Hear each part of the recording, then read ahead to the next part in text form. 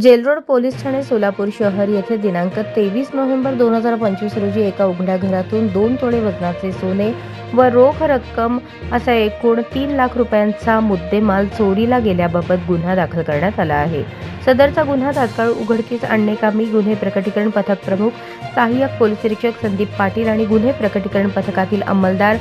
Police आयुक्त M राजकुमार, police उपायुक्त परिमंडळ विजय कबाडे, सहाय्यक पोलीस आयुक्त विभाग 1 प्रताप कोमण यांनी गुन्हा उघडकीस आणण्याबाबत आदेशित केले होते। 24 नोव्हेंबर 2025 रोजी जेलरोड पोलीस ठाण्याकडील police head constable Abdul Shaikh यांना गोपनीय बातमीदारामार्फत बातमी मिळाली की एका महिलेकडे सदर गुन्ह्यात चोरीस गेलेले सोने आणि रोख रक्कम आहे। खात्रीशीर बातमी मिळाल्यावरून जेलरोड पोलीस ठाण्याकडील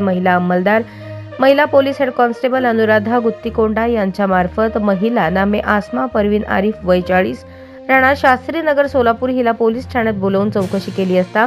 सदर महिलेने प्रथम उडवाउडवीची उत्तरे दिली। तिला अधिक विश्वासात घेऊन चौकशी केली असता सदर महिलेने सांगितले की एका उघड्या घरातून सोने आणि पैशांची चोरी केली असल्याची कबुली दिली। सदर महिलेकडून सांगितले त्यावरून महिलेकडून 2 तोळे वजनाचे सोने आणि रोख रक्कम 80,000 रुपयाचा एकूण 3 लाख रुपये किमतीचा मुद्देमाल जप्त करण्यात आला आहे।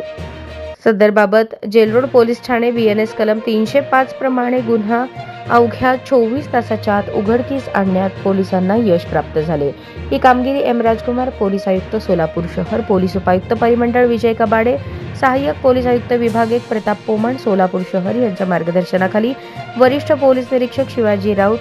पोलीस निरीक्षक गुन्हे भाऊराव बिराजदार, सहाय्यक पोलीस निरीक्षक संदीप पाटील, महिला police head constable Anuradha Guttikonda, सहाय्यक फौजदार MD नदाफ, गजानन कणगिरी, शरीफ शेख, पोलीस हवालदार वसंत माने, धनाजी बाबर, अब्दुल वहाब शेख, पोलीस नाईक भारत गायकवाड, कॉन्स्टेबल इकरार जमादार, उमेश सावंत, युवराज गायकवाड, कल्लप्पा देखाणे, संतोष वायदंडे, विठ्ठल जाधव यांनी केली आहे।